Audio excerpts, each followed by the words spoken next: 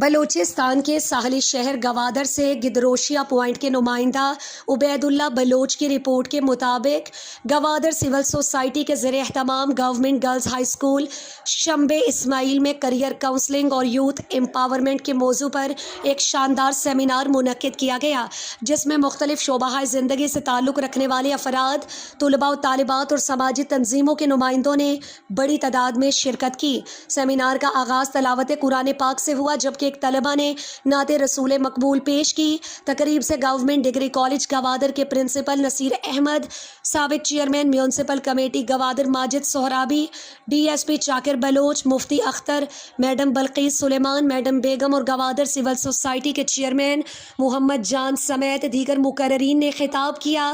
مقررین نے نوجوانوں کی تعلیمی رہنمائی، کیریئر پلاننگ، ہنرمندی اور مثبت کردار کی اہمیت پر روشنی ڈالی۔ سیمینار کے دوران سوال و جواب کا سیشن بھی منعقد کیا گیا، جس میں طلباء و طالبات نے بھرپور دلچسپی کا اظہار کیا۔ تقریب کے اختتام پر گوادر سول سوسائٹی کی جانب سے نمایاں کارکردگی کا مظاہرہ کرنے والے طلباء و طالبات میں تعریفی اسناد تقسیم کی گئیں۔